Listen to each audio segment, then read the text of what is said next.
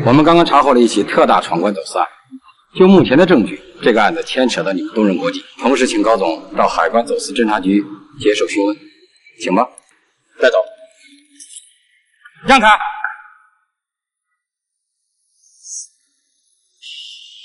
在你们。可以。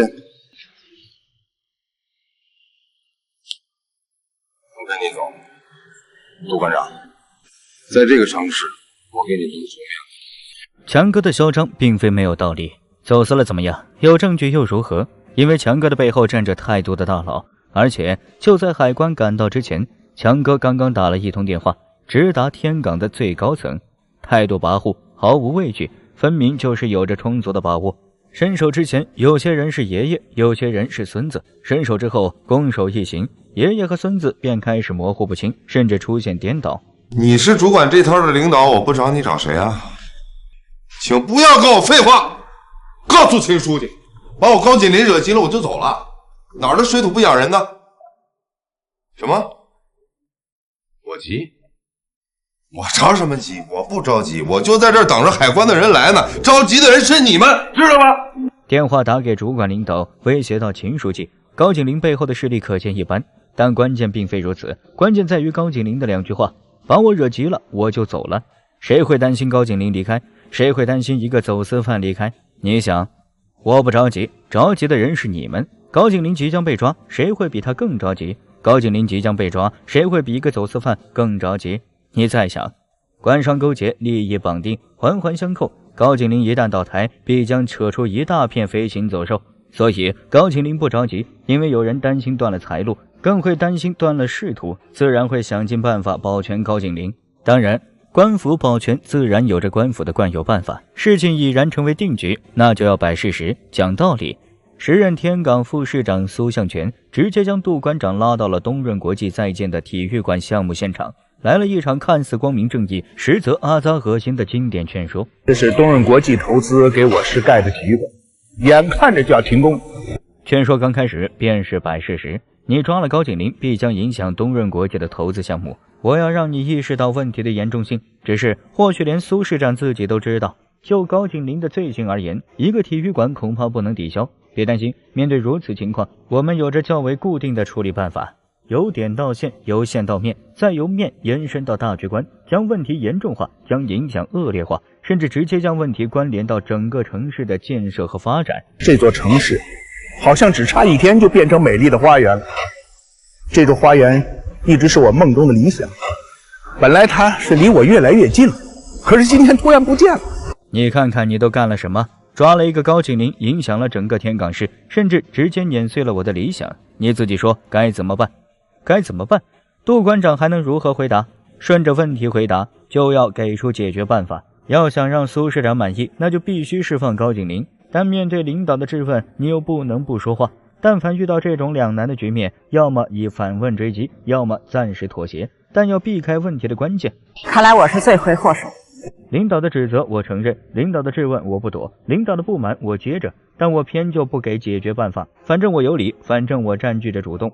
只是杜馆长给出的回答似乎让苏市长误会了，他认为杜馆长意识到了自己的错误，便开始转向劝说的另一个阶段，内心理解，思想支持，但我们要顾全大局。你的愿望是美好的，对于你我是从来没有怀疑过。我曾经对人说，我身边要多几个像杜新平这样的人就好了，我知道你是什么样的人。先灌一碗迷魂汤，麻痹对方的同时还能维护自己的正面形象，只是别高兴得太早。按照领导的语言习惯，先有的夸奖算不得夸奖，绝不能当真，因为领导还有但是以后的内容才是领导真正想要强调的关键。但是新平要务实啊，高景林能够让咱们天港走得快一点，那么对其他的方面我们就不能容忍一些吗？就说高景林走私，那也是一种传说而已，这种捕风捉影对海关不会带来什么好处，而且影响天港的建设，这两败俱伤啊。好一个捕风捉影，好一个两派俱伤。苏市长不愧是飞禽走兽领域的代表人物，硬是将高景林的抓捕工作归结到了海关工作的成败，归结到了整个天港的建设。更为关键的是，苏市长说了，高景林走私就只是传说，你们没有证据就带走了如此关键的人物，你自己说合适不？就算是你手里有他的证据，你要对他进行制裁，那也得跟市里的领导商量啊。你知道天港的现状是不是？高景林啊，他的影响，哎，不用我说，你应该比我清楚。好一句就算，好一个商量。有了证据，准备制裁，还要请示汇报，那么法律还有什么存在的意义？奈何杜馆长始终沉默，偏就没有任何回应。苏市长无奈，只能撇开所谓的大局考虑，直接转向感情绑架。秦平啊，没过几年我就要退下，我是想让高景林多做些事情，也无愧我为官一任。就算不考虑大局，就算不在乎天港的建设和发展，那你能不能给我一个面子，就让高景林继续奉献，持续不断的贡献政绩，全为了我为官一任造福一方的终极梦想？明明就是袒护一个走私犯，人家偏就能上升到一个城市的建设和发展，甚至能够归结到为官一任的光明理想。这种化腐朽为神奇的技术，这种甩掉脸皮的勇气和担当，就问你服不服？苏市长所为，正如郑必成所言，穿上这身衣服，谁还不是禽兽啊？当然，除了杜馆长。杜馆长不想再听这套所谓的大局理论，转身就要离开。但苏市长接下来的一句话，算是彻底坐实了自己的形象。水清则无鱼，这个道理你应该明白呀。水清则无鱼，如果水里都只是高景林这样的黑鱼，水当然不会清。但这样的水还有何用？能喝能灌溉，还是能污水处理再利用？就只是一条臭水沟而已。奈何南墙挡着，没人能够看到污水，没人能够嗅到臭味，但偏偏就是这些污水还是通过自来水管流到了千家万户，洗衣做饭，维持生活。最后的结果我们已经能够预见，你别管是因为证据不足，还是有人顶嘴背锅，反正高景林无罪释放，继续嚣张，甚至高景林被释放之前还有着这般威胁。杜馆长，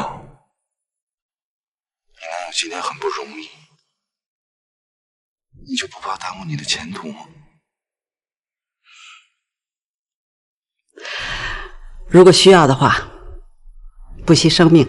如有需要，不惜生命。如此豪迈，如此勇敢，奈何南墙太后撞碎了杜馆长的英雄梦，奈何现实太脏，污秽了杜馆长的赤肝忠胆。这是苏市长为何就愿意保全高景林？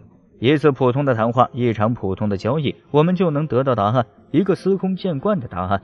你给周副局长打个电话吧，告诉他批下来了，局长是他的了，马上在人大会上就会宣布。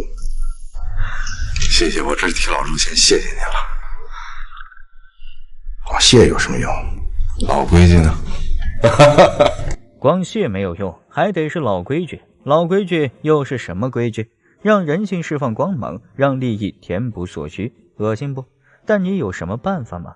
觉得不堪，那就努力壮大自己，登上山顶，你才有改变规矩乃至制定规矩的资格。